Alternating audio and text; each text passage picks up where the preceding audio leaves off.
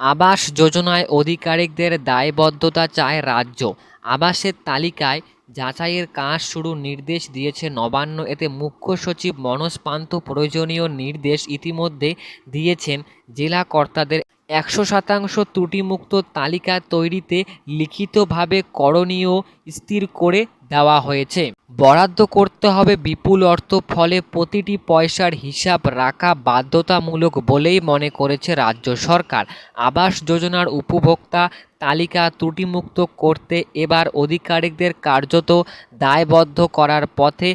পঞ্চায়েত মন্ত্রী প্রদীপ মজুমদারের কথা, আমরা একেবারে ত্রুটিমুক্ত তালিকা তৈরি করতে চাই, তাতে যা করণীয় তাই করা হবে।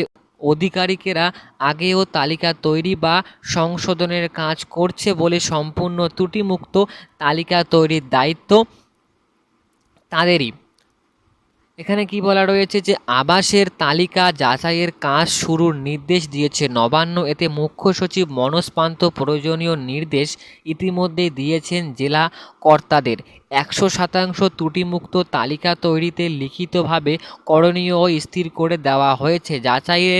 যাচাই দলে অন্য সরকারি আধিকারিকদের সঙ্গে থানার দায়িত্বপ্রাপ্ত পুলিশ আধিকারিকদেরও সঙ্গে রাখার কথা রয়েছে।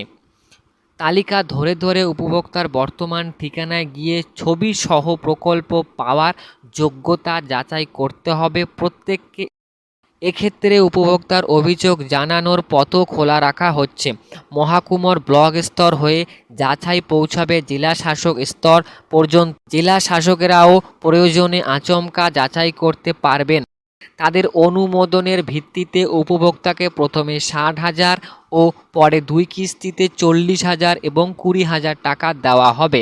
সূত্রের দাবি, তালিকা তৈরি বা সংশোধনের ক্ষেত্রে বাইরের প্রভাব আগ্রহ করার নির্দেশও জেলা কর্তাদের দেওয়া হয়েছে। ফলে তার পরে তালিকা ত্রুটি ধরা পড়লে সংশ্লিষ্ট আধিকারিকদের জবাবদিহি করতে হবে।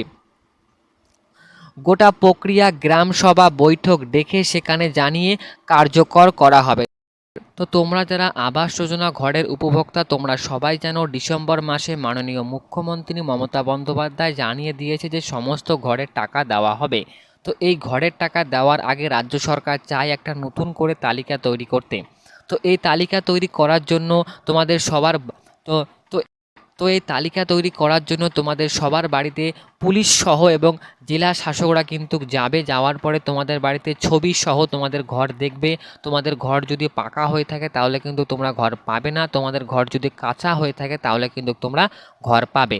খুব দ্রুত কিন্তু তোমাদের বাড়িতে ইনকোয়ারি হবে।